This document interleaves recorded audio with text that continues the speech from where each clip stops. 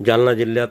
अवैध गुटखा वाहतूक विक्री करणारे यांची माहिती घेऊन कार्यवाही करण्याचे आदेश माननीय पोलीस अधीक्षक श्री अजय कुमार बन्सल व माननीय श्री आयुष नोपानी प्रभारी अधीक्षक जालना स्थानिक गुन्हे शाखेचे पोलीस निरीक्षक श्री पंकज जाधव व पथकास सूचना दिल्या। पोलीस निरीक्षक पंकज जाधव यांनी स्थानिक गुन्हा शाखा जालना यांचे मार्गदर्शनाखाली यांनी वेगवेगळे पथक तयार करून कार्यवाही करण्याबाबत मार्गदर्शन केले होते। त्या अनुषंगाने दिनांक 13/12/2024 रोजी जालना पोलीस ठाणे तालुका हद्दीत कडवंची शिवारात समृद्धी महामार्गावर जालना पोलीस पथक पेट्रोलिंग करीत असताना दिनांक 13/12/2024 रोजी रात्री 1:10 समृद्धी महामार्गाने मेखरकडून छत्रपती संभाजीनगरकडे जात असताना त्यांना संशय आला असता पोलीस पथकातील पोलीस अधीक्षक अधिकारी व अंमलदार कंटेनर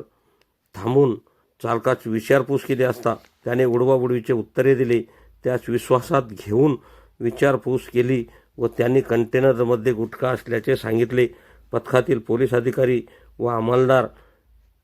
यांनी कंटेनर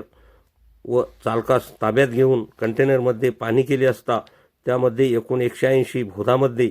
77,11,200 किमतीची मानवी आरोग्य घातक असलेल्या प्रतिबंधित बाजीराव सुगंधी पान मसाला गुटखा व टोबॅकोचे पाकिट 25 लाख रुपये किमतीचे कंटेनर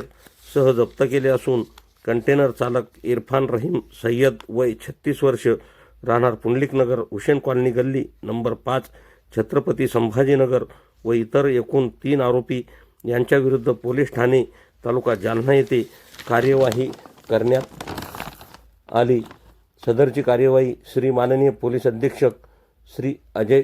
कुमार बन्सल, माननीय अप्पर पोलीस अधिकारी श्री आयुष नोपानी यांचे मार्गदर्शनाखाली श्री पंकज जाधव पोलीस निरीक्षक स्थानिक गुन्हे शाखा जालना श्री योगेश उबाळे सहाय्यक पोलीस निरीक्षक पोलीस हवालदार शॅम्युअल कांबळे, राम पवरे, प्रशांत लोखंडे, सागर बाविस्कर, योगेश सहाने, धीरज भोसले, सोपान क्षीरसागर, चालक सौरभ मुळे सर्व स्थानिक गुन्हे शाखा जालना यांनी